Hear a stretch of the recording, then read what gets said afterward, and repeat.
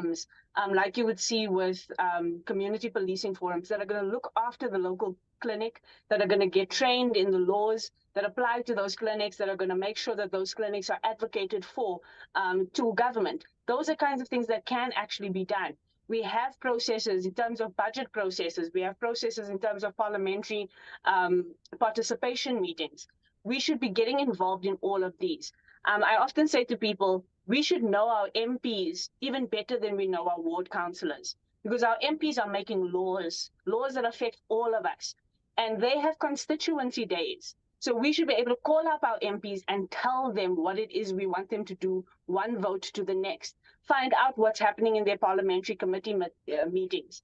We must start getting more actively involved. And yes, part of that is around the electoral system, because we have this distance between us and our MPs, because we think the MPs only represent their parties.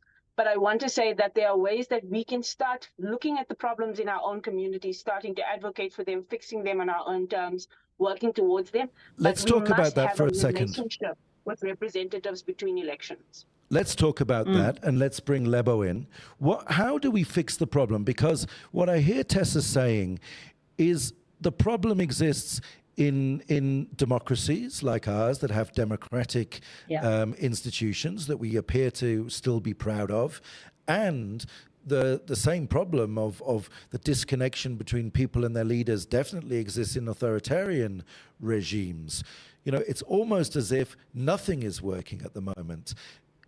Lebo Ramafoko, you've worked for many years in civil society organizations, in media organizations, particularly focused on women's rights and young girls' rights and sexual and reproductive rights, things that people should and do care about at the time of elections.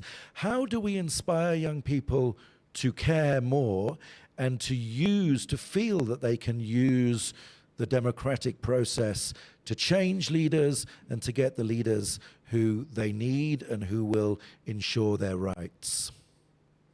Yeah, thank you, Ben. I mean, I agree with Tessa quite a lot about there are many tools that are on the table that can be used, you know, to exercise one's rights. And right now at Oxfam, South Africa, our campaign is on just and accountable governance.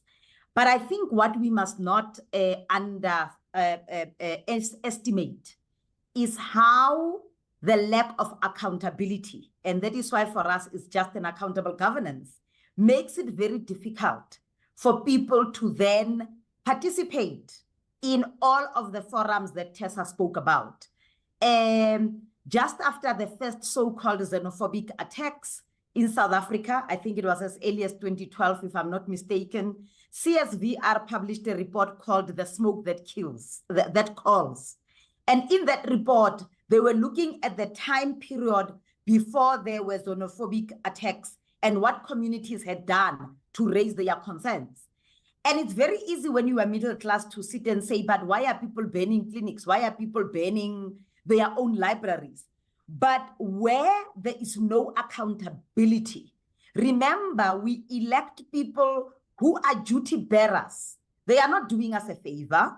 Yes, in a country like South Africa, one day you wake up, your neighbor is now a councillor, they've got a fancy car, they move into a suburb, and we almost look at them high up as if now we must look up to them. In fact, they are duty bearers.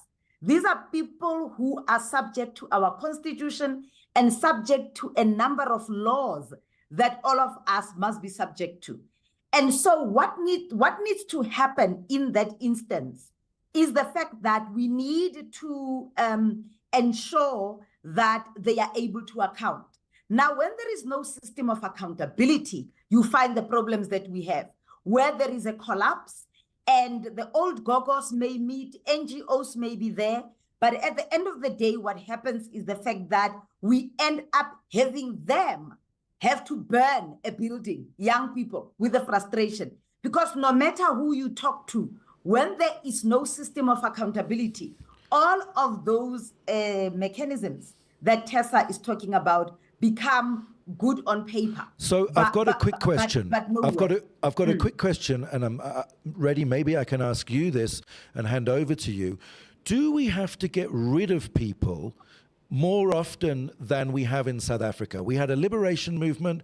We wanted the ANC to be our party in government because it was playing such a leading role in the liberation movement. But have we reached a point where the only way to show leaders, to show politicians that there is accountability, is we get rid of them? It doesn't even matter if some of them are doing okay. We must now show that the ones who've been in office are going to be out of office, even if we don't know who else to put in office, in order to get that accountability, to show them we can boot them out.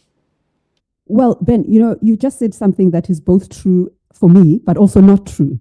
Because when people know that they don't have positions for life, when they know that they're not entitled to our loyalty, that is good for democracy. But I wouldn't want to create a scenario where we're just getting rid of people and it's all cosmetic. That doesn't on its own deliver accountability. Yet, when people know that they're not leaders for life, that they can exhaust our charity, that we will hold them accountable and judge them based on merit and their circumstances, that can be good for democracy. But I'm not persuaded that it can just be a sport, that, okay, after 5 years, we get rid of you, whether or not you are still relevant, whether or not you are still building a society. But as a principle, that your position as a leader is not God ordained, as it were, and you must shift at some point and respond to the demands of the political moment. Have I answered you? Bring in Andrew Feinstein, who I think is now ready to speak to us, having driven through the rainstorm in London. Andrew, you tried to hold the ANC to account. You, as you documented in your book After the Party, you were very, very well aware of all of the machinations behind the scenes in the first arms deal of the democratic dispensation, in which it has never been disproven, and in fact certain small players have been held accountable and prosecuted. Shabir Sheikh, I think, is the main one, for their role in corruption. So you highlighted this corruption. You tried to hold your own party accountable. What was the end result? You're no longer in the party. You're not even in the country anymore. What's your reflection on that effort to hold the party to account? First of all, sorry that I was late in joining, but I think the first thing to say is that when we sort of decided to take up the arms deal issue, it's important to understand that prior to that, I had chaired a subcommittee of the Finance Committee that drafted the Public Finance Management Act. That was a very good piece of legislation about how we accountably use public money. It's sad that within a year or two of the passing of that act, as soon as we got the report on the very corrupt arms deal from the Auditor General, that legislation was effectively stomped all over. And it's important to remember that that was under Thabo Mbeki. We tend to think as South Africans that things really became problematic under Jacob Zuma, which of course they did, and they got worse. But a lot of the ground for that was laid during the Mbeki years, where it was almost as though it was okay to be corrupt as long as you were being corrupt on behalf of the party. And I think that what it reflected is the situation that exists in so many of the countries that you've actually spoken about. And that is that we all have the best democracies money can buy.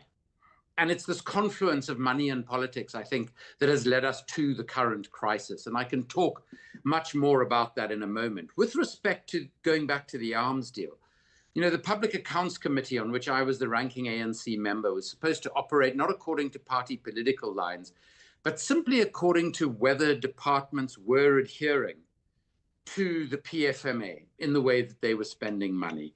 And on the arms deal, you say, yeah, a few small-time people have gone to jail. But of course, it's the people who received the big money who never got touched, and that included the ANC itself. And this was the point, as Ferial Haffajee said at the time in an editorial in the Mail and Guardian, this was the point at which the ANC lost its moral compass. And the irony is, if we think about it, there had been senior executives from the world's arms companies who had been around when we were at the World Trade Center negotiating. I was a facilitator in those negotiations. And I always wondered who these people were, who were much more smartly dressed than the rest of us.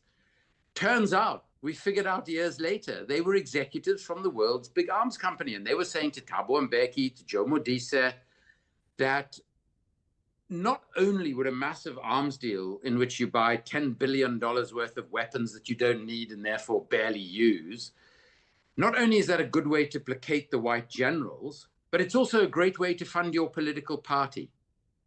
And what was that based on? It was based on what happens globally. And my second book, The Shadow World Inside the Global Arms Trade, reflects on that.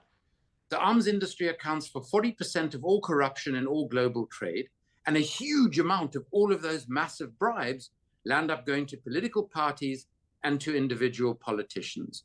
So the arms trade in and of itself is almost a form of state capture. And what happened to me was that I was told in no uncertain terms by the presidency, once Jacob Zuma had used me to try and ensure that he got his bribe from the French arms company Thales to protect them from any investigation. At that point, he just left it to Thabo Mbeki's people, and they told me the day on which they were going to kick me out of parliament. So I resigned the night before. And you heard this on Reality Andrew, Check. I mean, how do we, sorry, Ben, let me just come in there. But Andrew, from your experiences with the arms deal, that was a long time ago, okay? But here you are in the UK where democracy itself is also under the spotlight. The anti-immigration sentiment, the attack on Gaza, there's Ukraine, and so on. I just want to get a sense of where you think democracy is at this political moment globally, and whether or not South Africa has acquitted itself well, given that countries which have historically been known as custodians of democracy are running roughshod over the principles of democracy. Have we done well as South Africa? Let's look at the reality of the world, okay? In the United States of America, where you are already, you're having the same two people fighting an election. One of them seems to be struggling for his last breath every time he tries to talk. The other one is incoherent, has been bankrupted 7 times, and has a whole lot of court cases that are suggesting that he shouldn't be allowed to stand for office. And this is supposed to be the world's only superpower, and that's the state of democracy in that place. In the United Kingdom, it started long before the current crises that you talk about. When Jeremy Corbyn, is sort of a lifelong anti-racist, a leftist, an internationalist, when he was leader of the Labour Party, nobody took it too seriously because nobody thought he could get elected. Then in the 2017 election, when he came within just over 2,000 votes of actually becoming prime minister, the so-called establishment in the UK went into absolute panic. The head of the military announced that if Jeremy Corbyn did win, there would be a coup because they wouldn't let him take office. Soldiers were using portraits of the leader of the opposition in their shooting ranges to shoot at. And this is because the guy is very critical of Israel, doesn't believe that Britain should be exporting arms all over the world that are killing people, and unfortunately mainly people of color, because the racism here is profound in my own opinion.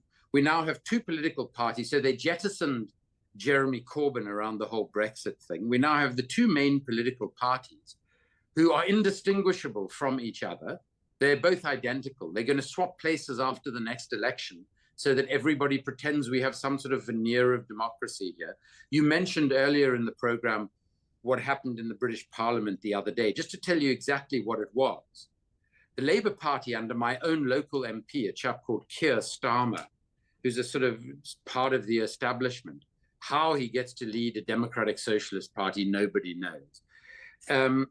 He knew that his MPs were going to rebel if they were allowed to vote on a motion put forward by the Scottish National Party, calling for a complete and immediate ceasefire, unconditional ceasefire in Gaza, and imposing sanctions on Israel if they didn't do that. And in order to avert that situation, which would have been embarrassing to him, Keir Starmer, he told the Speaker of Parliament that if the Speaker didn't break parliamentary rules and allow a Labour amendment to the motion that made it a completely irrelevant, meaningless motion, unless the Speaker allowed that amendment first, he would not be able to keep his Speaker's job after the next election. So the Speaker broke the rules of Parliament to keep his job, and the SNP motion was never voted on. That's the state of the mother of all Parliament. So you're absolutely right. You're absolutely right. Democracy is in a mess everywhere. Andrew. So I think South Africa is doing okay. But just let me say one more thing, Ben. I think the tragedy of I want to jump in because we're going to lose Tessa shortly. Make the point you're making, and then I want to just come to Tessa, and we'll come back to you. The tragedy of South Africa's situation is how quickly and how easily we adopted the really tawdry global norms of politics and economics. That's the tragedy of our young democracy. Yeah. So you gave us one really big thing to think about. It's kind of obvious, but we hadn't mentioned it yet. And that is, you get the democracy that you can buy. And, you know, by that, I guess you mean that the people with the money can buy, because everywhere in the world, you know, that seems to be the answer. And, you know, we were talking about the arms deal from, what is it now, 30 years ago, but you know, we have Kusile and Medupi in South Africa now, the two big coal-fired power stations where the ANC-linked company through Hitachi got a cut, and that is one of the reasons why they didn't want to move away from coal-fired energy, and it's part of the crisis of Eskom. So it's all, you know, this web of money in politics. But before Tessa has to leave us, and in any case, in order that we don't become too depressed and feel that there's no way out of this dark hole that we're in, what can we do? Tessa and Lebo in particular, and we're going to come back to Andrew, because we hear that you might be standing in a UK election, and we want to ask you about that in a second. But what can we do? Is breaking the link between finance and electoral politics a key part of the answer in South Africa? Is it the ANC corruption, you know, in finance? They keep financing themselves through all of these corrupt deals, and no one is ever quite held to account. Or what are the other pieces of the picture for re-inspiring people to feel that they've got some control over the democratic future in South Africa? Let's start with you, Tessa. So I'll say two things in 1 minute, because I only have a minute left, unfortunately. One is we need to democratize democracy, which means the elite compacts that make up the way governments are formed and politics are done need to be broken down. We need to devolve power to communities. We need communities to be able to hold their political principles to account directly and be able to recall them at will. We also need to innovate democratic practice. So we need to ask ourselves, not how we defend democracy, but how we innovate democracy. How do we break those ties between money and power? One of the things that we need to ask is about the financing of politics, and how do we start to get a more ground-up financing of politics? But I think the most important thing that we all need to commit to doing is making sure that politics becomes more localized and that the political is truly personal, so people's lives are at stake, so they must have a stake in their lives at local levels. We really appreciate the work that you continue to do, Tessa, on voter education and bringing young people into democracy. And we all read with a bit of trepidation your thread yesterday, was it, or the day before, about the mess of the ballots. And I think we're going to have to talk about that in your absence, but we will also bring you back in the future to talk about it some more. Thanks for being here. Thank you. Thanks, Tessa. We can't talk about it in her absence. She's an expert. We'd love to have you back, Tessa, to talk to us about what the ballot will look like in 2024, because for the first time ever, we'll have 3 ballots. I hope you can have us again. Ben and Lebo? Yeah, I wanted to come to Lebo and say, you know, Yeah, go for it. So I absolutely agree with the fact that we need to reimagine what does democracy mean in real terms. And what does it mean to have this close correlation between capital and power? Because democracy actually goes to those that can buy it. But the biggest party in South Africa is those that choose not to vote. Because in fact, they are voting. So the biggest political party is not the ANC. The biggest political party is not the DA. The biggest political party is not the EFF, Freedom Front Plus. The biggest political party is not even all of these parties combined. The biggest political party is the group of people who either choose not to register or choose to register and not go to vote. Because I think what we need, and the reason why I'm talking about it is that if you think about that as the biggest political party, you need to then ask yourself, how do we then lobby that biggest political party? There is a lot of people who could come in there by sheer numbers, because once you set aside the link between democracy and money, it's about right now in the system that we have, what can we do with it as we walk towards reimagining it and innovating it? Now, Tessa talks about take it down to the people. We work in the field of climate justice.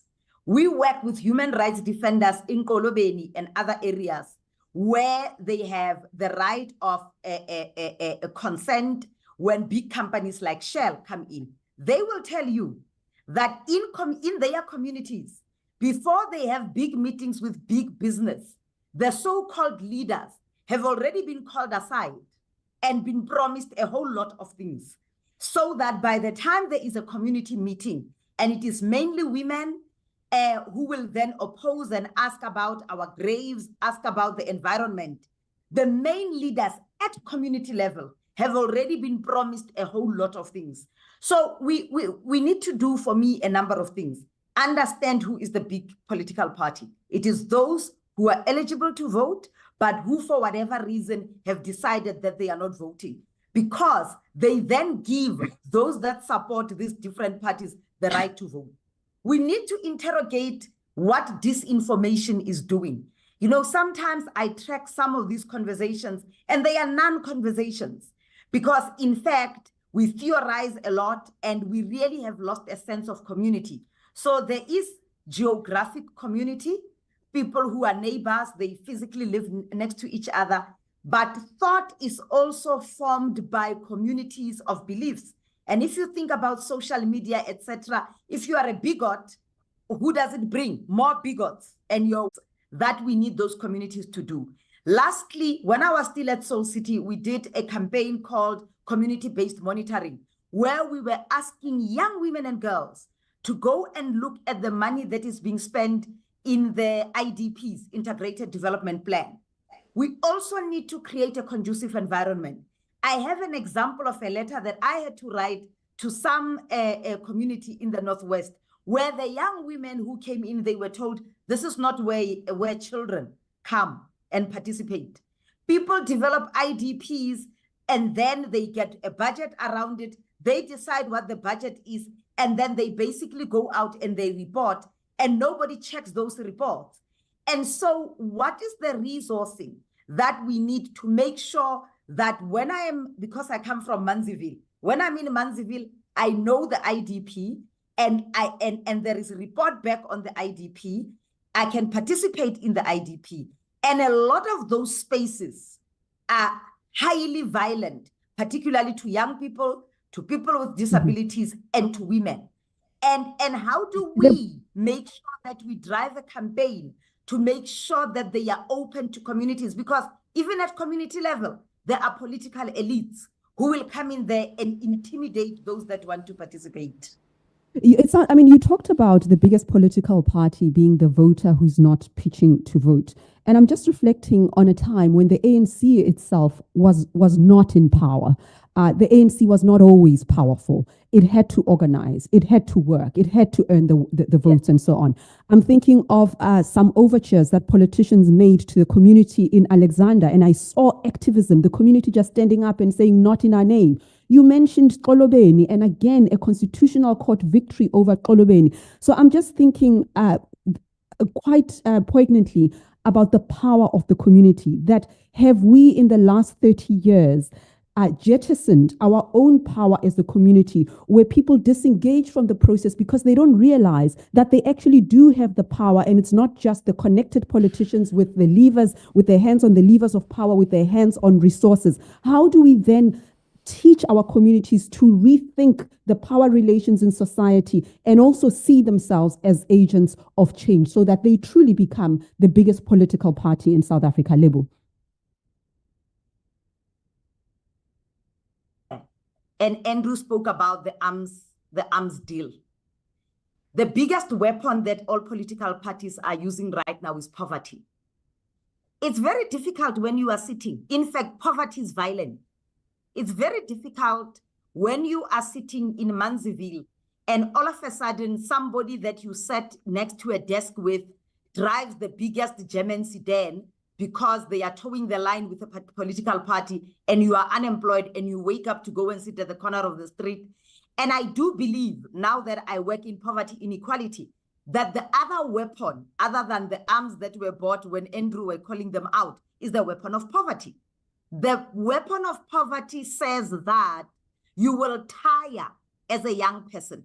I know volunteers who will say, my family itself is basically asking me, when am I getting a job, when I'm running around? The point I'm making, Redi, is the fact that those that call themselves allies to communities, allies to democracy, need to show us the money.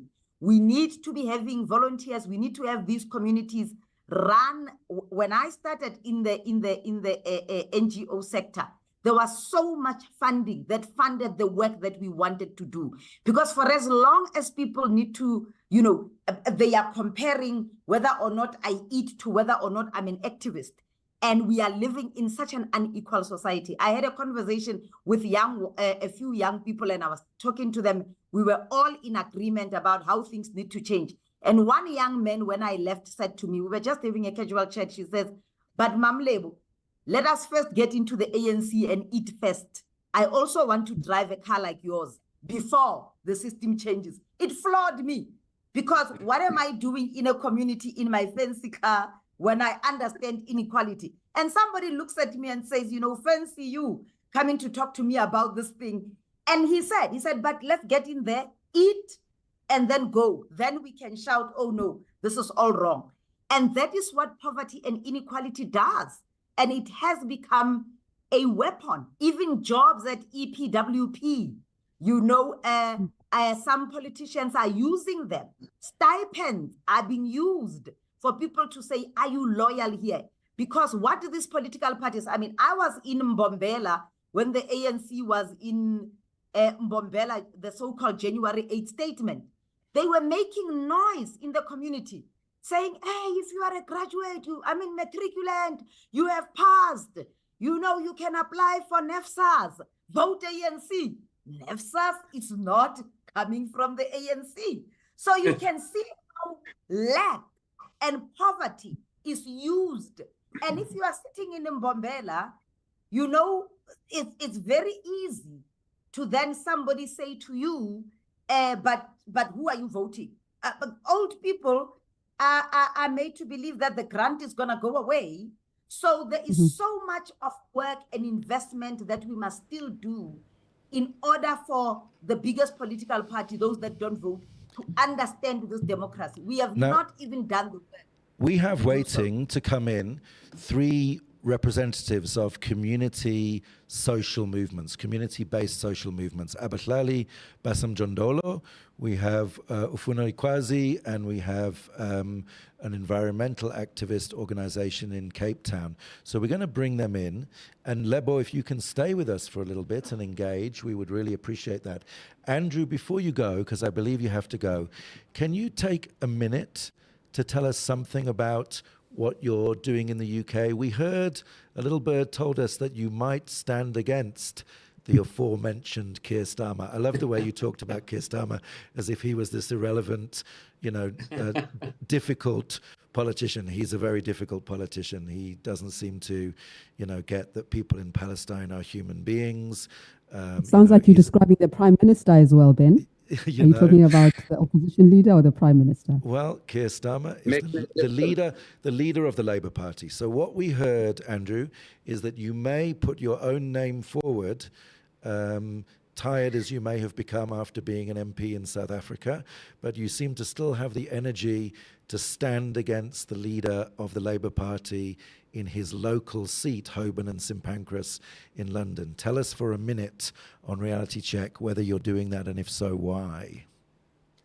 So I'll tell you where we are in the process. A number of local groups, because I live in the constituency, a number of local groups have asked me to stand against him. And I've said to them that I'm willing to stand against him, but we still need to consult more broadly in our communities and establish whether I'm the best possible candidate to stand against him. And if we find someone better, I'm very happy to work tirelessly for that person. We'll make a decision here in the next couple of weeks, probably. So why are we doing this? Well, I think people are just so fed up with electoral politics, with the choices that we're being given. And I think that, we have to look at this at both the short term and the long term. And I can't do this in the time that you've given me. I could stay on for another few minutes if it didn't intercede, because you've got far more important people coming on now to talk about it from community organizations. But I think we need to address the crisis of democracy at the sort of meta level. And the meta level is that in the sort of theories of Karl Popper, the philosopher, we are in an interregnum between two paradigms. We know that our current paradigm of neoliberal democracies aren't working for the vast, vast majority of people. It's clear in every country that we've mentioned on the program today. But we don't know what comes next. So we're sort of betwixt and between. So what we're doing in the here and now is we are offering people an alternative. So if in your community you have no decent progressive MP or candidate standing for any party, then identify an independent yourselves. Yeah. And run a community campaign funded by the community. Like Tessa was saying, funded by the community on the issues of concern to the community. So we'll make a decision in 2 weeks, and then we're going to start a massive process of community consultation to develop a manifesto for our local area. And that will be the basis on which an election is fought. And it'll be on the basis that the person who represents us should only serve for 1 term. They should then go back to just being a part of our community, because this notion of professional politicians is part of the problem. Mm-hmm. And they would have to be completely accountable to those community structures that input to the manifesto. So it's trying to get the communities involved in the campaign and also in the accountability that comes afterwards. So I think we'll have to have you back to talk more about it. We can't do it justice now, but you'll come back. Redi, we'll invite Andrew back when he's decided whether or not he's going to stand. Imagine, Redi, if imagine if Redi Tlhabi, for the sake of argument, or Lebo Ramaphosa, for the sake of argument, could stand against Cyril Ramaphosa, at that grassroots level and potentially have him removed. It is, we've been depressed for most of the conversation today, but it is a moment of inspiration. I don't know if you're the right guy for the job, Andrew, but at least you could possibly stand, and some people could vote for you against the leader of the opposition.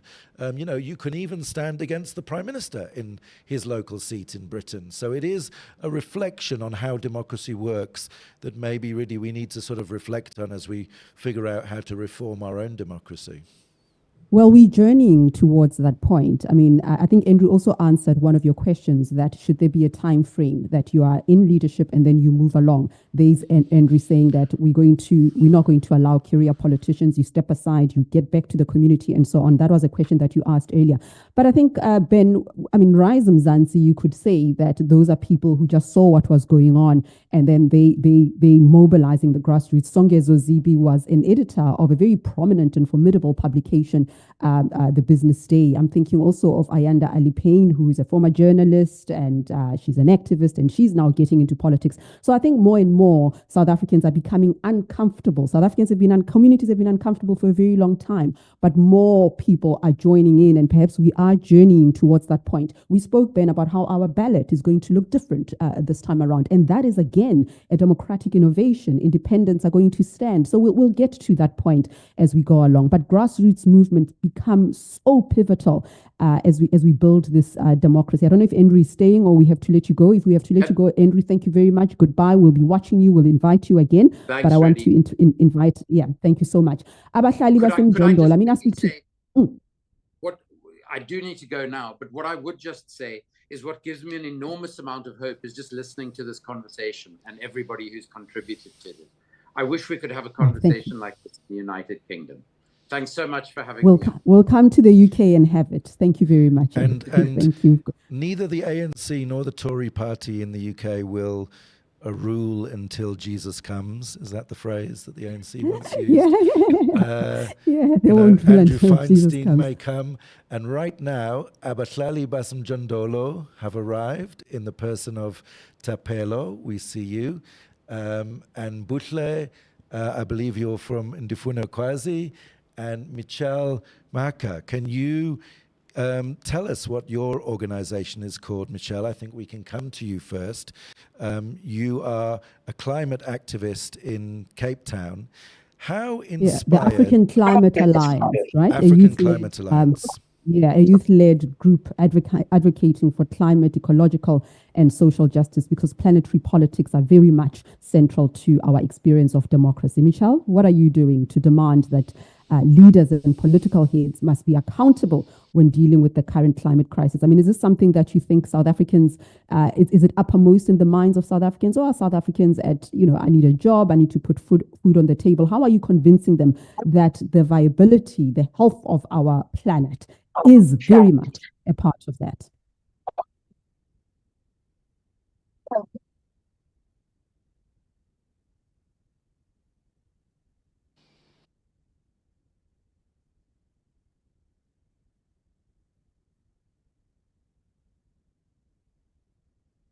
Muted, but we need to double check. Okay, is it just me who can't hear Michelle, or other people cannot hear Michelle either? If we can't hear Michelle, then we can go to Tapelo Mohapi to tell us what your messaging is and what it is you seek out of this election. Which leader will appeal to you, and what would their message be? Thank you very much, Redi. Thank you very much for the inputs that you've had. They are very inciting, particularly the fact that this is one of the tools that we must use in order for us to advance our struggle. When we were formed in 2005, we were formed to fight against the injustice that we are facing.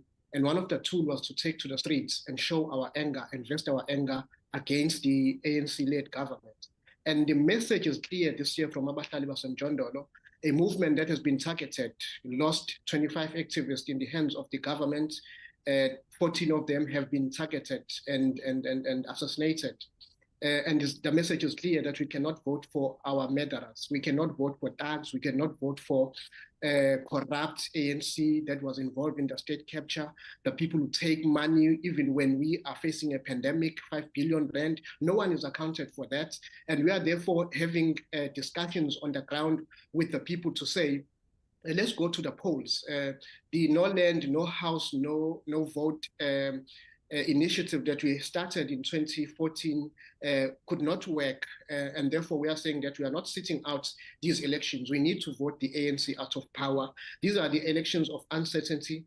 The ANC, of course, will need another party in order to go back to power, or not go back to power at all. And therefore our people are choosing from political parties that will represent the issues that we are facing, the issues of land, the issues of decent housing, the issues of access to cities for the Tapelo, hold on. Is Abahlali contesting elections? Did I understand you correctly?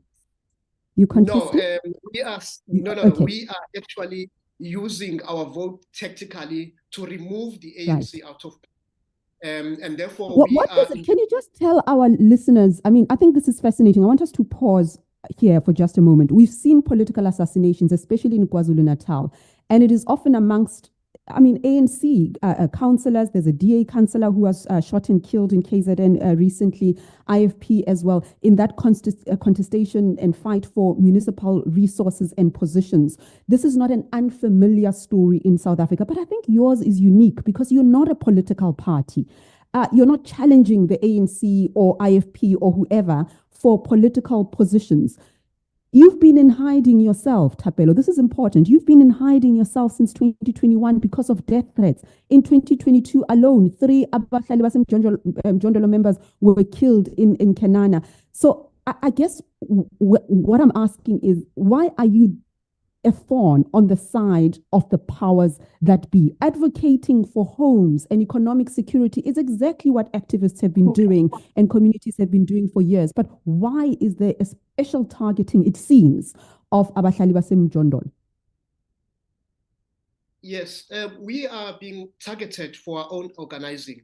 In KwaZulu-Natal, when you are organizing outside of the ANC, the question, who the hell are you to actually organize outside of the ruling party? And the other part, if I may give you an example of the two ward councillors of the ANC that were arrested and serving life imprisonment as we speak in Ward 12, was that they were involved in the allocation of housing, which is something that councillors are not supposed to be involved. But because they were corrupt and wanted to sell houses that were meant for the poor to people who qualify for bonds and so forth, they will sell these houses on the bonnet of the car. And Tulin Ndlovu, our chairperson, they exposed this type of corruption. And of course, she was assassinated and targeted in her home.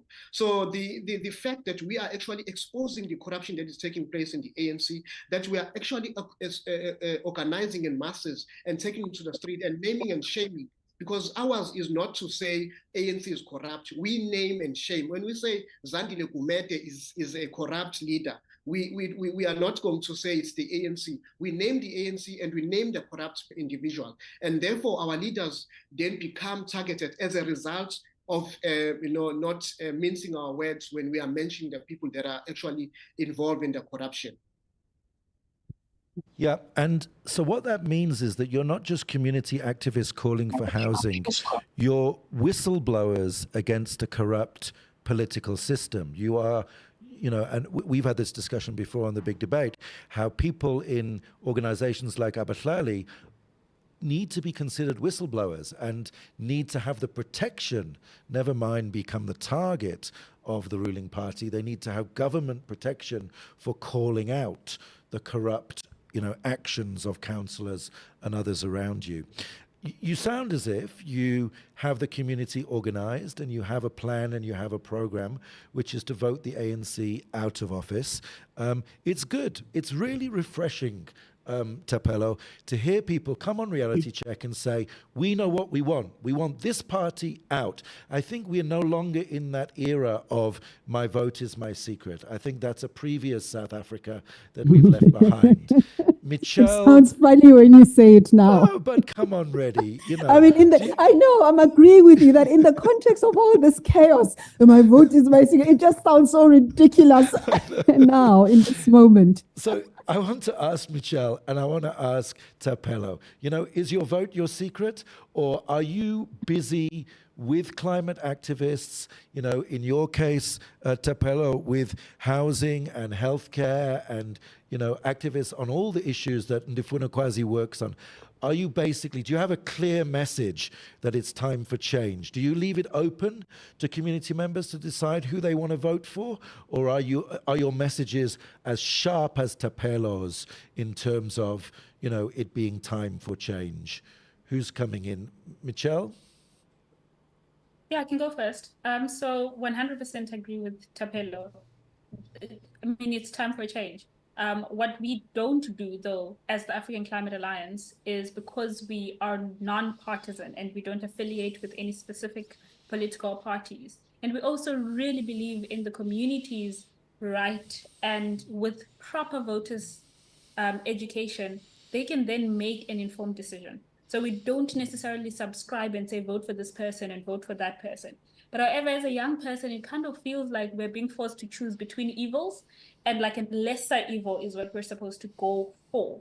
Like we've heard extensively about the ANC. I don't really even want to get into the DA and, being someone from the Western Cape, we know that DA says, yeah, we're the city that services the people. And then you really get into the meat of the real Cape Town they're talking about. And so it becomes it becomes difficult to say one such party is a good party. But if people are informed about the whole process, because I mean, look, this is one thing that I've always said, is that at the moment, democracy is looking a little bit ridiculous because we are going on 30 years with democracy, and young people are still fighting the same fight. Young people are still having the same kinds of plight that they had 30 years ago when our grandparents were youth. And so, yeah, I think just on that specific question, it just feels like young people specifically are being forced to choose between evils, and that the lesser evil is the one we're supposed to go for. And you see that and you hear that in the campaigning from these political parties and these politicians. And it's difficult to hear that they're actually standing for the people, or that they actually want to serve the people. And I mean, you know, even if you don't say vote for a particular party, Michelle, at least you're doing one thing, which is to expose what the parties are doing on the issue that you feel is really important. So we know that on, you know, Medupi and Kasile and the coal-fired power stations, the ANC, you know, was fined by the Securities and Exchange Commission in the United States for taking a cut in those deals. So it's exposed, it's known. And as activists, you know, we know you mentioned that. So just informing people gives them much more to go on in making their choice. I want to come to Thapelo, but just before you finish, Michelle, are you asking people to vote? You said democracy is looking ridiculous. It's a really tough choice, but you are telling young people to vote, not to stay away from the polls, right? Oh, absolutely. Absolutely. I think with what's currently happening and what we've seen end of 2023 into 2024 with some new kids on the block, we've seen that there are some kids. I mean, I'm sure we've all heard about 2024 is our 1994. I don't want to get into the specifics of all of that right now, because I do know that it's also a contentious issue, and I'm not, I just don't want to get into that. But my point being, there are young people who are coming up, who are rising, and that's a hint, right? Who are speaking about the need and why we should be going to the polls, especially as young people. And I think that inspires a new kind of hope, even though democracy has looked ridiculous, specifically because it's been tainted by all this corruption. It's looking like we can have hope, we can have faith, specifically because of the efforts that young people specifically are putting into the work. I think it's also inspiring when you see people who are your age mates, people who sound like you, speak like you, do the same things that you do, hang out at the same spots, you know, taking democracy seriously and actually encouraging people to go to the voting polls, not necessarily saying vote us in power, but saying, look, you have the power to cast a vote and make a change. And so definitely not saying people should stay away from the polls, 100% saying that people should go to the polls, they should cast their votes, because democracy unfortunately works that way. That is how we get change that we're looking for, the change that we keep hearing about. Exactly. And I always say that, you know, reaching the state of paralysis or cynicism means that we can all stay at home and do nothing.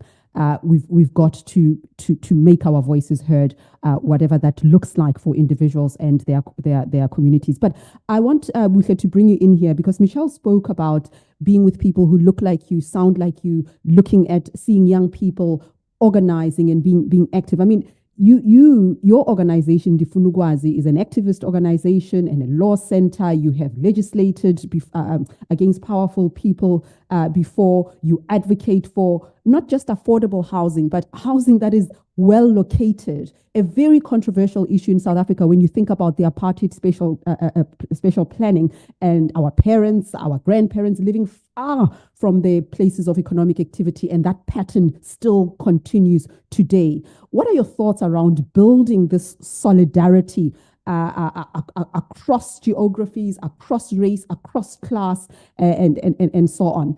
What are your thoughts, especially being in Cape Town, where, as Michelle says, they would use an example of Camps Bay and Clifton as emblematic of a city that is working. But when you go to Guguletu and Khayelitsha and so on, the picture is different.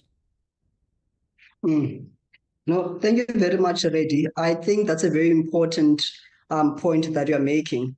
And I mean, in the country, we have a crisis. And we're having this discussion post a budget speech that narrates a story that doesn't inspire confidence and narrates a story of a government in crisis.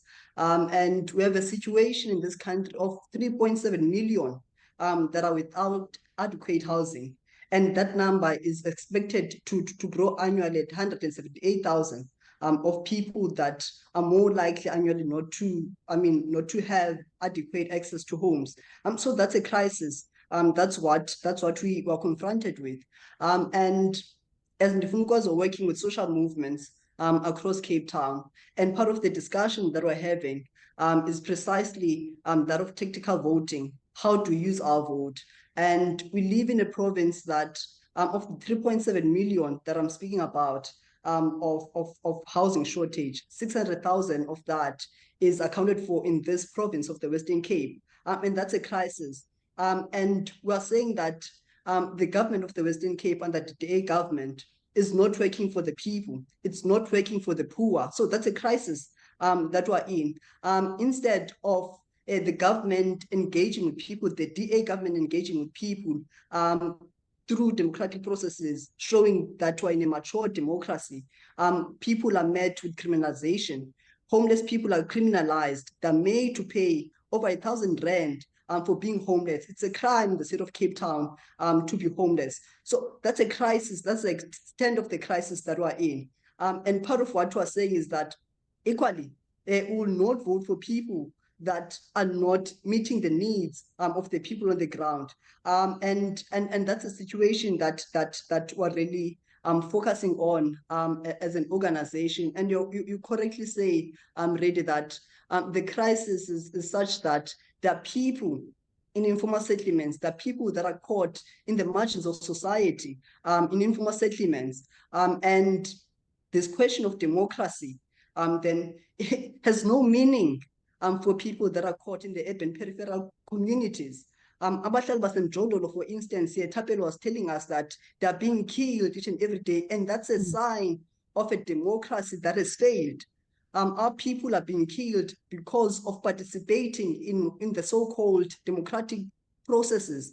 And again, Tessa was saying here that democracy is not only through a voting. Voting is but a tool, but voicing your concerns, being on the streets, that's a sign of a maturing democracy, but we are met with the barrel of a gun. And that's a crisis that we find ourselves in. So I'm saying, Redi, that as an organization, we're dealing with this question of a maturing democracy. And what we're saying is that we will not stay away from voting, and will not encourage people to not vote, and will not use a tactical move of saying that we're staying away. Majority of communities have been saying that, but we're not seeing change in our lives. Why should we vote? And this speaks to this question that young people have apathy. It's not apathy. It's not apathy. It's disillusionment. We're disillusioned that we don't see the progress in our lives in this democracy. So people are asking themselves these questions: what should we do? Why should we vote when I don't see a direct change in my life? But we're encouraging people that they must participate in voting, and we're spoiled with choices, Redi, that currently we're even having independent candidates. We're having new kids on the block in the context of the political system that we're in. But what is important then is there a viable alternative that people can vote for?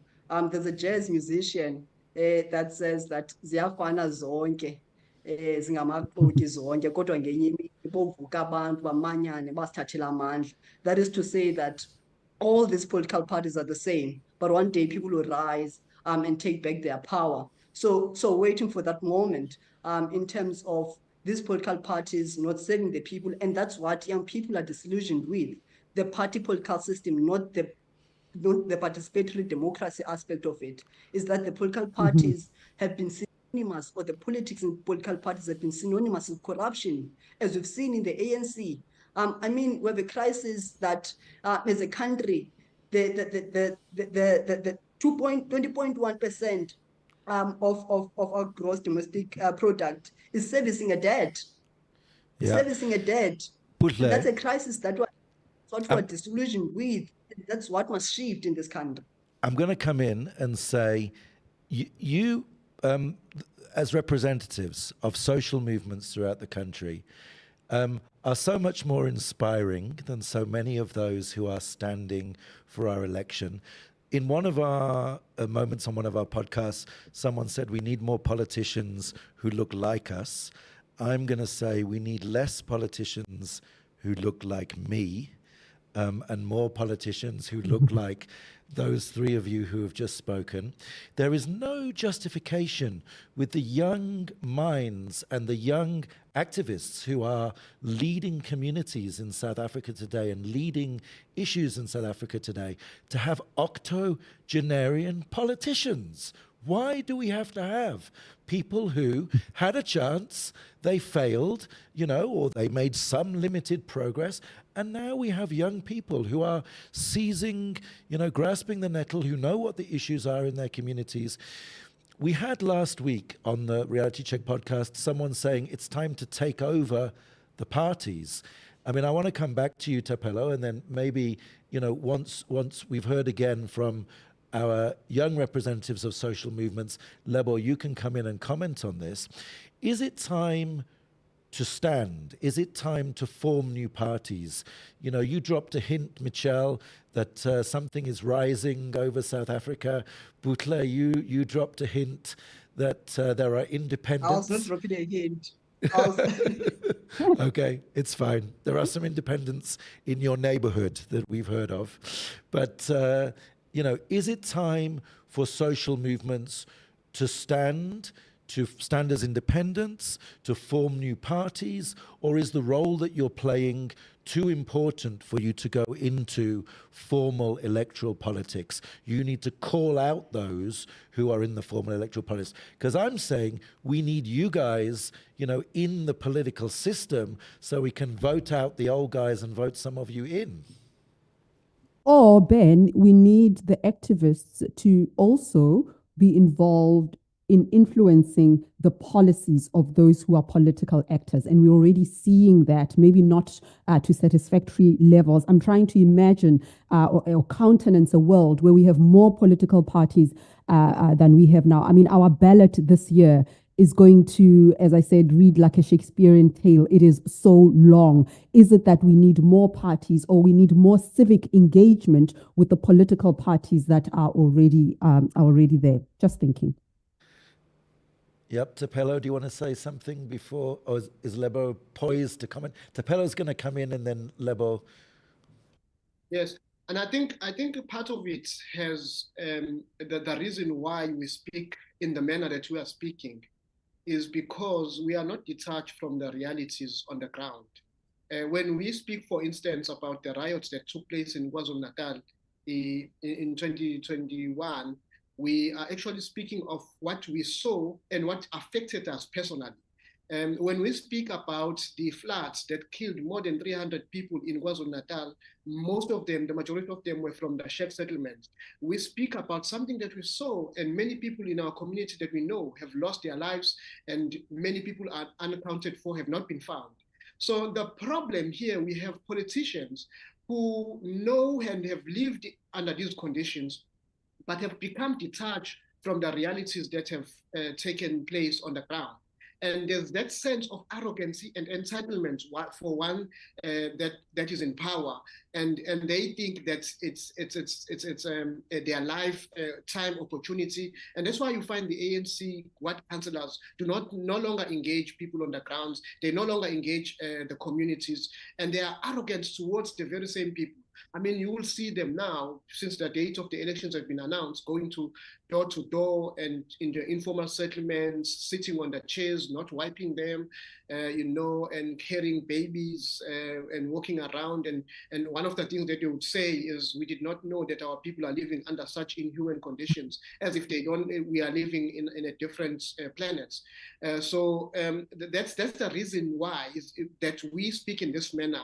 And then that's why we think that activism and social movement should remain, because once you get into the political system, it will corrupt you and it will change you, and you will no longer become the person that is closer to the realities on the ground and seeing the poverty of the people. So when we talk about somebody that is being evicted, and that they've lost their medication, their ARVs, and they're no longer going to get that. When we talk about a sheikh that has been burnt and somebody has been burnt alive, We are there and listening to the pain of the people.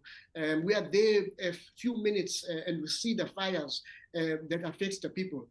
So that makes us speak with the passion that we have, and that's what makes us fight with the passion that we are fighting with. It's because we know the realities on the ground, and the politicians don't, and we have a government that is detached on the ground. When they implemented the lockdown rules during COVID, you saw the president that does not know how people in the shed live, and they talked about de-densification of sheds, and they did not know how to do that because they don't know the realities of the people on the ground.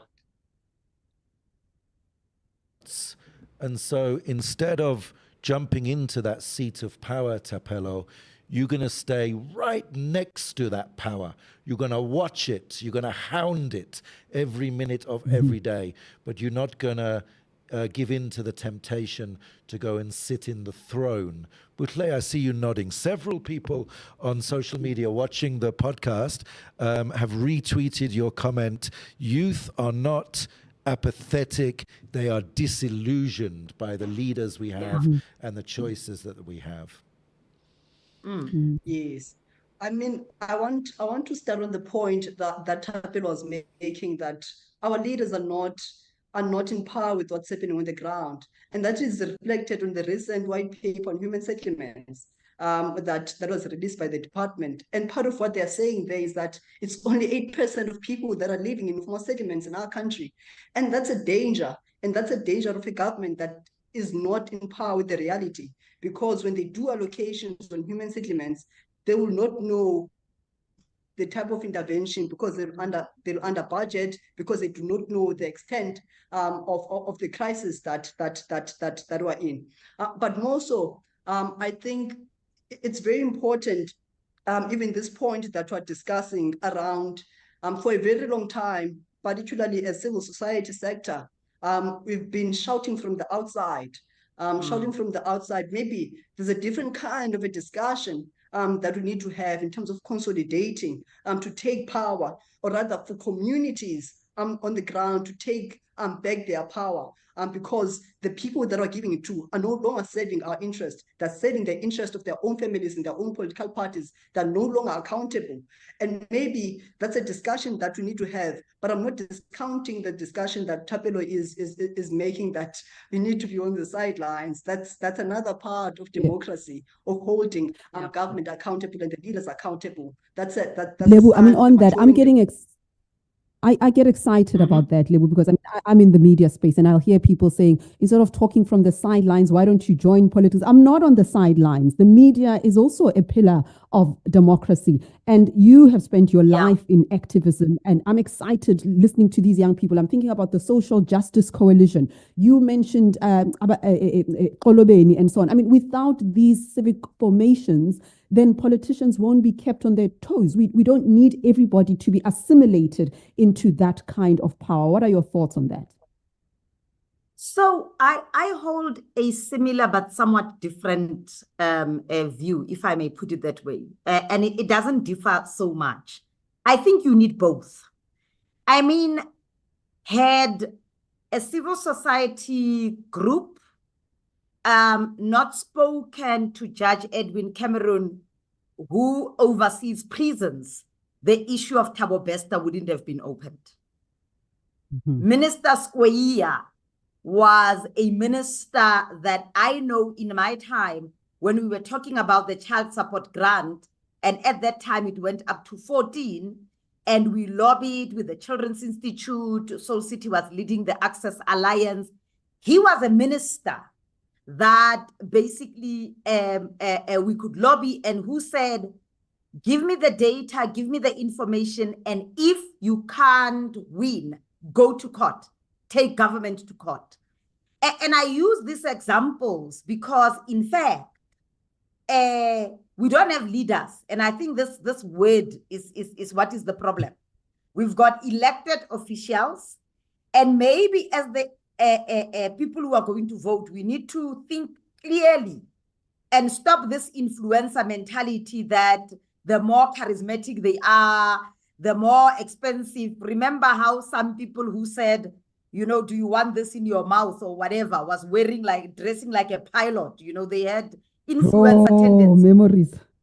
Yeah, those people. They are not stars. They are not influencers. They are elected public representatives. And that we need both. Because I also, even in the work that I do, even speaking about geopolitics, there are some tables at the AU, BRICS, UN, where you really need to be lobbying and talking to people who are sitting on that to advance all of that. So I think you are right, Redi. We are not all on the margins, but we all hold different levers of power. I think what we need to understand is to remove our rose-colored glasses around this democracy. You know, when it was 1992, South Africa, we love you. Ah, beautiful land. We thought, hey, there'll be people, they are nice. Mandela looks like my grandfather from next door. We are just going to give them power and they're going to know what they do. No. It is going to be close to money and all of that. And even those that are rising, tomorrow they may have tasted power and sushi and whatever, and they may do the same antics. The point is that we need to get real about democracy, and all of us need to be vigilant about democracy. And we are all part of the democratic dispensation and compensation. And we need to guard some of the laws that many people died for. If you think about how Chris Hani was gunned down just before, and it is his death that got us the date of the 27th of April. I remember like it was yesterday when Madiba, I was afraid for the first time in my life that this country is gonna like disintegrate. And Mandela came on TV that night and said, I've met with the National Party. We've got elections on the 27th of April. And that moment, not anything else, not F.W. de Klerk giving a 10 of heart or whatever. That moment got us this democracy. It took people to lose their father for us to get what we get. And I think we can get very blasé about it and almost not remember what brought us this democracy. And we are all leaders. Leaders are not in government. You need to sit where you are sitting and irritate and agitate wherever you are. Lebo Ramafoko is a leader. We are all leaders. We are leading by our thinking. We are leading by our insights. We do not elect leaders. I love that, Lebo Hang. We elect officials who serve us. And I mean, they occasionally serve. Representatives. That word, representative, is important. Because it means they're not just there alone. And I mean, this deference to leadership means that then we bequeath our own agency, our own power to them, right? Yeah. We're going to come in a moment to speak about Germany and about young people in Germany who took to the streets in very large numbers for good reason, because of the rise of Nazi and fascist sentiment in Germany. I'm going to see what we can learn from that. Michelle, you've got your hand up. Help us to wrap up this segment. Don't go, anybody. There will be a last moment for those of you who can still stay to have a last word. Michelle, a quick word, and then we're going to come on to reflecting on the rest of the world for a moment. Thanks. Cool, thanks a lot. So I wanted to speak directly to the youth and young people, because sometimes we hear that, and I think we've heard from the young people, that we're not necessarily interested in getting into the politics and becoming politicians. But I wanted to mention some of the ways that we as young people are actually influencing policy. So through activism in the environmental space and for climate space, we engage with policy. Like the climate change bill, for instance, we engage with policy, we engage with those who are supposed to be leading the people, who are supposed to be making those decisions. That's just one example. The second example is, you know, we speak about democracy, and unfortunately, sometimes we do so in the lead up to elections. It's not always a rolling conversation. And that's to say that democracy is not just any point in time. It's not like in 2024, we did this and that was democracy, right? And I say that because currently, and for the last couple of years, civil society has been in court. And this is one other specific example. Civil society has been in court against the South African government for wanting to introduce new coal power, right? And this is an ongoing case which is led, it's one of the first of its kind in South Africa specifically, led by young people, the main applicant being the African Climate Alliance. And then we've got Vukani Environmental Movement and one other organization that will come to me. And these are just ways in which young people have engaged with specifically the judicial system, right? So it's not just about getting people to go to the polls. It's about making them see what we see. And for us, it's a South Africa that is not so heavily reliant on coal, for instance, because of all of the issues that it brings, all of the communities, all of the people who are suffering from all of. So I'm really advocating for people, really advocating for the health of people. It's not so much about let's stop melting the ice caps, because let's be realistic, most young people in South Africa cannot visualize an ice cap, mostly because we've never seen one. But if we speak to the realities that we have, and this is something that's currently lacking in the politicians and their campaigns and everything, is that they're not connected to the realities. And this is something we've heard throughout the conversation, throughout the discussion, is speaking about land as a climate issue.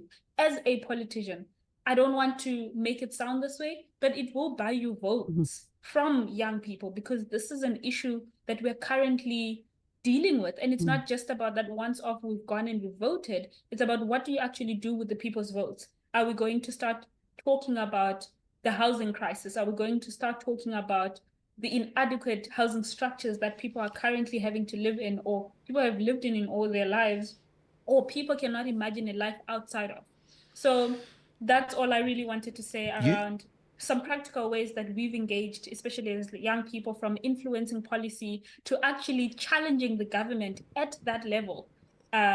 While it's not roses, it's one of those things where we're saying this is the change that we need. This is what this is what it looks like for us, and it's very clear for us, which is why we struggle with all these old people in power who don't see the same way. So it's really refreshing to see some young people who get involved in the politics of things, but as civil society, our place being in civil society, and still applying pressure from the positions that we occupy. Like we heard, it's not everyone who's supposed to be in politics, but wherever we are able to influence in some ways what government does or how politics manifests. And that means that your vote, Michelle, is the beginning. It's a small milestone on a road. You make a vote because you have some hopes that there are people who can represent you and your interests better, but that's the beginning of a process in which you have to then daily hold them to account. And that's a really, I think, important message of this podcast. And it leads us to a conversation with Inga Herbert, from the Friedrich Neumann Foundation for Freedom in Germany, one of the organizations, along with Oxfam SA, that has supported the Reality Check podcasts on democracy, these conversations that we're now having. But we wanted you to join us, Inga, to talk about Germany. And we also have with us, we have amazing guests. We have Kanita Hunter, who is a senior, well-known journalist in the country, currently a political editor at News 24. And we want to kick off this part of the conversation to talk about the activism in other parts of the world that we've witnessed in South Africa at times when all over the world things look pretty bleak. And things were looking pretty bleak in Germany right at the beginning of the year, when it was revealed that a number of people in a political party that has some support and some respect had met in private and had talked about mass deportations from Germany. And that's in line. So this is the Nazism rearing its head again, the German, white race superiority, wanting to isolate itself and free itself from everybody else. And obviously, it's what's happening in the United States with Trump's, anti-immigrant policies and sentiment. Rishi Sunak in Britain wants to deport what he calls unwelcomed or illegal immigrants to Rwanda. and, you know, we're not unfamiliar with the xenophobia in South Africa. But something amazing happened, and that's where we wanted to come in, Inga, which is that hundreds of thousands of people, particularly young people, took to the streets and said no. So thanks for joining us. Can you tell us a bit about what that was about and how come so many young Germans were on the streets so quickly after these revelations about Nazists' sympathies in Germany? Thank you, Ben. Actually, this goes very close to my heart that people are standing up in Germany against right. Working for a political foundation, one of 6 which exist in Germany. These foundations have been founded after 12 years of Nazi regime, totalitarianism in Germany, after a democratic time of the Weimar Republic. So we have this history, as you've been mentioning, and what happened actually in a back room of a restaurant, that some people are meeting together with representatives of parliamentarians from the Alternative for Germany, the AfD, and they're discussing what they want to implement when they get into power. This is actually bringing back very bad memories, talking about what they call remigration of even people with double citizenship. So yes, and what's interesting, because I actually also wanted to say how much I enjoyed this conversation, and also we had discussed some negative points, but I feel so much social cohesion and activism and civil society, and also the media being very opinionate and trying to discuss and construct South Africa on and on. And in Germany, we were actually so complacent. Young people, and I think we also want to talk about young people specifically, they are so used to living in a democracy, and they don't appreciate freedom anymore. So they take it for granted. But now with this meeting in this back room discussing Nazi ideas, I would say, that shook them up, and that's of course commendable and great. But knowing that we do have a history of activism in Germany, the whole party of the Green Party came out of the movement against nuclear power and ecology. As you know, we have the Fridays for Future, like in many countries. But this specific aspect of a party, the AfD, which is represented in parliament, but really right-wing, that citizens are standing up. This is something we've been waiting for. Inga, I just want to come in here. I mean, you are the director for Sub-Saharan Africa of the Friedrich Neumann Foundation, and I know that you basically, you're an African. You've been living and working in various African countries for over 20 years. You're a lawyer, so you love the law, you love that constitutional structure, but also passionate about economic opportunities, diversity, and so on. I do know that on the African continent, you work to nurture and reward leaders whom you identify as being Democrats. Coming back to what is happening in Germany and the UK and even the US, where domestic problems, socio-economic malaise, gets used by populist leaders to persuade voters and citizens that outsiders, whatever that means, are responsible for your problems. I mean, I gasped, my jaw was on the floor when the Home Secretary in the UK, I think it's the brazenness of it. It's one thing for them to say, we have this policy, but we won't be this brazen about it, but saying loudly that reporting this as something successful, that we are no longer going to allow carers to come to the UK with their families. And he was saying this as a policy victory. So here you are, as the UK, a big successful economy. Well, they went into recession last week, but you are saying that you're going to recruit poor. It is mainly poor Africans who do that kind of work, poor Asians, poor Africans. You're going to recruit people from different parts of the world to do the jobs that your citizens don't want to do, but you're not going to let them bring their families over. And that is something that you're not even shy to admit publicly. So the point here is that as domestic pressures increase, populist leaders do tend to use domestic issues to convince people that outsiders are responsible for their problems, therefore that erodes democracy and so on. Are you at all concerned about the quality of leadership and the rise of populism globally as an organization that works to amplify democratic voices? Yeah, Redi, we are very concerned, and I think it's been mentioned in the conversation before. Ben, he was talking about an interregnum. We are talking about the German term Zeitenwende, which is a change of times in a way. I think what we haven't discussed in this so far is also how different forces are really working on citizens, right? There's really a very, very strong populist string, and using the poverty, using lack of opportunity, and really catching people for wrong courses. And on the other hand, we find this sometimes even legitimate, as we discussed here, criticism on democracy. So democracy really has to prove herself and really needs to get better and has to be reformed in a way. But the very unjustly, the populists are using weaknesses of democracy to actually blame the whole thing.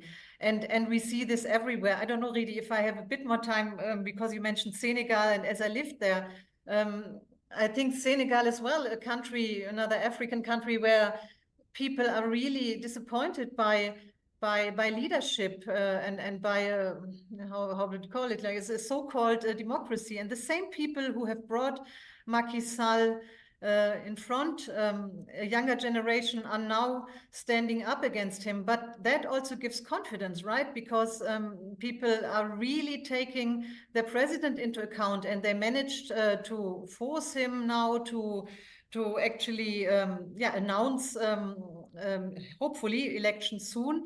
That is a big success. So we also see positive activism on the continent, right? Yep, I think there's reason to be optimistic, Inga. I think we have to look for reasons to be optimistic. I mentioned Germany not because I wanted to, remind us of the rise of Nazism, but to talk about the young people who took to the streets right away in hundreds of thousands and said no. Let's bring in Kanita Hunter. You've written a couple of books about South African corruption and looking at that, but I want to frame a question about optimism, about democracy. And I want to reflect on Palestine to do that, because, in the first few weeks of Israel's brutal onslaught in Gaza, it seemed like they were absolutely unstoppable. I mean, they haven't been stopped, but it seemed like nobody could make their voices heard globally against this brutal set of actions that followed, the violence of Hamas against a group of Israelis on October the 7th. Isn't it true now, though, that Biden has been forced, and British politicians have been forced, and a world community has had to come to terms with a global critique of what Israel is doing in Gaza, a very just global critique that we have played a role in promoting as South Africa with our case at the ICJ. And it's almost as if there's a global democracy that's working a little bit. I'm joining dots that are far away. Yeah. But it's almost as if we have forced them to listen to us, the people, when all these powerful presidents and politicians said we can get on with supporting Israel and we have to listen to nobody. The thing about politics and the thing about history is that it never often happens in a vacuum, right? There's links, there's history, there's lessons that we've learned. And so much of what is happening in Gaza is reminiscent of what South Africa went through. And this is something that I sort of warned about early on in the conflict, to say that this feels very reminiscent of the South African experience. And I give you an example. The Sharpeville massacre, which we commemorate every single day, was sold during apartheid by the apartheid regime as an effort to, stop Black people from a mass murder of white people. There was that level of propaganda that persisted. I'm just using one very unique example. But the point is, what South Africa comes with is experience to say we know where this comes from, and that there is a possibility that a morally corrupted government can weaponize the fears of an entire society to justify a military onslaught for ulterior purposes. And so many things can be true at one time. And I think that what South Africa sought to do is to say, well, listen, we are probably one of the countries that have experienced apartheid and have experienced this level of brutality by a minority government very recently, 30 years ago. I was born as democracy came in South Africa. But the point is that, we then have this obligation to go to the world and hold international law in high esteem, and to invoke multilateralism like no other country has. The earlier discussion, about the US and the UK is very important, very interesting to me, because what I find is that we look at democracy through the lens of Western liberal democracy that's on the decline. And the reality of it is that you see democracies sustaining in other countries in the world. And so perhaps it's probably the lens in which we look at democracy to say, if it's faltering in the US, it does not mean that the system of democracy is failing. It means that their iteration of it is not working and needs to be relooked at. And so I'm coming back to the question about South Africa and South Africa holding the moral high ground at the International Court of Justice. I was there in The Hague. I opined straight after South Africa made its case is that South Africa didn't make an argument based on emotions and based on hearsay. It was rooted in international law and based on the United Nations. And in a world where people like Donald Trump, and in a world where the right all over Europe are arguing against multilateralism and global institutions, and it is important for countries like South Africa, with whatever legitimacy we have, to fight for the reform, A, and B, for the survival of the and relevance and resilience of these organizations. What do we have if we don't have the United Nations? As problematic or so as the system is ineffective as it be. imperfect. Yeah, the system is imperfect, but it has worked to some extent. And But it's just all we on have, what you were Redi. saying, just on what you're saying, I'm just thinking about democracy and people who have posited themselves as the custodians of democracy, the best democracies in the world. I mean, the United States and its kind of self-absorbed, self-congratulatory tone, that there is a distinction between democracy and power, and that often when it suits its strategic interest, a country that claims to be democratic will reverse those democratic principles in the pursuit of power. But that is just a different conversation. What I wanted to ask you, Juanita, as somebody who is right at the forefront, you are in the trenches covering corrupt politicians who don't fulfill their obligations. I'm bringing it back to South Africa, and I suspect it feels the same for many US and UK journalists as well. That post office scandal in the UK, here in the US, Donald Trump trying to reverse the elections and so on. In South Africa, it felt for a moment, and I think it still is, that journalists were burdened with a particular responsibility, where instead of just doing the job of exposing corruption and reporting the news, you had to go further, protect whistleblowers, be persistent so that law enforcement responds. And this is not a hypothetical. When the new leadership of the NPA came in, they actually thanked South African journalists for the work they did in exposing state capture. But I remember what it was like to be in South Africa at that time. I was a talk show host on Talk Radio 702, and it was exhausting from Ngandla Gate to state capture. Journalists, investigative journalists in particular from print, were doing the work, but there were no consequences. It felt as if, what is the point? The journalists are going beyond the call of duty because institutions have been weakened and they're not stepping up to respond. But was it yesterday where we saw the impeachment of Judge Tlhabi? I don't want to get into the granular details of that case, but I was trying to remember, when did this thing start? I was so young when it all started. Then there's Judge Mutata and so on. And when you say the wheels of justice are churning by slowly, but it seems as if finally an institution responded. So I wonder what it's like to be a journalist in the context of weakened institutions. How do you approach your work when it seems that journalists must just expose the scandal and then nothing happens? How important are ramifications having done the expose as journalists? Because I think this is important to democracy. It's exhausting, but it's necessary, and it's what the job dictates. Really, I mean, the journey we've had, uncovering the corruption of the Gupta family and the lieutenants around former President Jacob Zuma. And when you see the son of former President Jacob Zuma heavily implicated in corruption, former political party, and contesting elections, you think, this is bizarre. This can't be. But the reality of it is that whether we liked it or not, during the years of what I call the systemic or systematic, rather, the very, very organized efforts to dismantle organs of democracy and state by the Gupta regime, it was the media that held this democracy up. And now, 30 years later, as this year we reflect on 30 years of democracy, I say that there is no world where we can take off this activism hat that we had.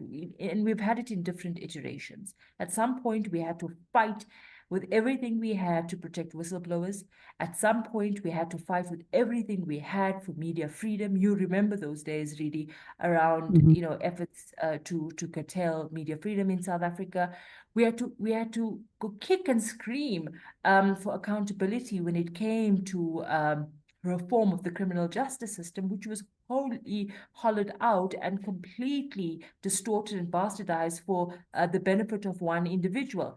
And now we have a situation where that was not enough, that we have to convince society that they cannot opt out of democracy, and that this level of lack of participation, number one, in just voting, as we've seen in the municipal elections in 2021, the worst we've ever seen as a country, and secondly, the shrugging of the shoulders that we see in the face of completely criminalized local government in the country, because citizens just feel completely and utterly helpless, while what I would argue criminal syndicates capture organs of state, and not even organs of state, in fact, the state in local government. And so now what the cap that I seek to wear, and my colleagues have done the same, is to have to reintroduce the element of why democracy matters. And so it's a question about, at 30 years, will we withstand another 30 years? And creating that argument to say, these are the efforts to subvert the democracy. And I think when people have been disenfranchised economically, at least, by the consequences, and not seeing the positive effects economically from democracy, that's the first thing. And secondly, when so much of impunity has been allowed to take hold, it's easier to just say, well, I'm tapping out of this. I really am tapping out of it. And so the reality now, I mean, we as the media who benefit from Section 16 of the Constitution for that media freedom, we see our colleagues kind of shrugging our shoulders and an effort to just, well, it is what it is. But that cannot be. And I think what the argument I make in every platform that I am on, or whether it's in my writing, to say what we don't realize is that we are going to reflect on this moment of, it is what it is. The fact that you either have water or you have electricity, but you can't have both at the same time in a world-class city like Johannesburg, is a moment we're going to regret forever. That we just were so complicit in our own, in efforts to subvert this democracy by a myriad of ways, by corruption, by inefficiency, by all of these different iterations. And so, is it exhausting? Really, absolutely. Do I wish for a day where I can write a political scandal and that it will certainly lead to real-time consequences? Yes. But in the meantime, we have to fight for this democracy with everything we have. No, and Kanita, the contribution that you continue to make, despite the fact that the people who you write about are not yet in prison, or the wrongs that you write about have not yet been righted, the work that you do is appreciated every day by millions of people, in case you didn't know. I think one of the lessons that we are reminding ourselves now, and I think I've got the virtual flip chart again ready. I've got to do the summary of what's been said today before we then come for last comments from the contributors. Andrew Feinstein said, "Follow the money." And this is something we forget in South Africa, because we don't have a Donald Trump who, is running multiple businesses and still being the president. Supposedly they have to put those businesses behind them when they become president in South Africa, although there's lots of tricks. You're sure your president did it right? Because he's not a peasant, okay? Your president is not a peasant in South Africa. You sure he did what he needed to do in 2018? So follow the money, number one. Unpick the web of money. Watch the money. Secondly, the phrase you used, Kanita, in relation to Palestine, but it's the same one Redi was using in relation to xenophobia here in the world, the mobilization of fear. Keep your eyes on the mobilization of fear to take your eyes off the real thing that matters. Don't allow those who we have elected, any people in power, to say that someone else is to blame for their failure to put resources where they need to be, to stop looting that is taking place, and for us all to begin to build a society in which everybody has a stake. Tapelo, Butle, and the others said, vote, then stay close to power. If you don't go into politics, just stay very close to those who are in power and politics. And the international solidarity we get from Inga and others is a component of our democracy, and the media. So, politics is not, and the electoral politics is not just about electing a party, it's about all those. Remain in that constituency, but where the power of your absence cannot be felt, cannot be seen, cannot challenge the very people who have birthed your cynicism. So I think that resonates with me, that we address people who are going to the polls, but we address those who are not going to the polls, to also reflect that they are a part of society and they're a powerful part of society. Yep, and if you're not part of the process, statistically, it was pointed out to us, you actually support the status quo. You have to know that. Shall we have a last word, Inga, for a few seconds, and Kanita for a few seconds, and then perhaps we can come back to any of the community representatives from social movements who are still present. I think Lebo is still present, and then we can wrap up. Inga and then Kanita, please. Closing comments. Thank you. Yeah, 2 points. One also was what Redi was just saying, the active citizenship. We are here now to really inspire people to vote, but politics is more than elections, which has been said today. Be active. Politics just starts with you and your direct environment. Be active in that. And the second point, support the media, read critically, and yeah, this wonderful strong role of the media in South Africa, of the independent media. Read critically and support them. Thank you. Anita. Kanita? Yeah, I think that we cannot take for granted that this democracy will survive, and we cannot forget how expensive it was, and so whether or not South Africa becomes a failed state, as everyone is obsessed with asking that question, depends on whether you want it to become a failed state. Do you want it to become a failed state? No, right? So let's get together, let's work together, and like it was reflected earlier in the conversation, that everyone has a different role. I have a role as a media, you have a role as an activist, another person has a role as a teacher, and someone just happens to have a role as a public representative. But we all are holding up this democracy together. And again, we are not the sum of the bad politics and the bad politicians that lead us. And our activists, abahlali, I think Buhle is ready. And Buhle is ready. Yeah. And thank you for a very engaging discussion. And what I want to say is that people must vote. We must vote. But equally, it is important that we're not held with the blackmail that this democracy was fought for and the blood was spilled for it. That blackmail doesn't hold water. We need ethical leadership.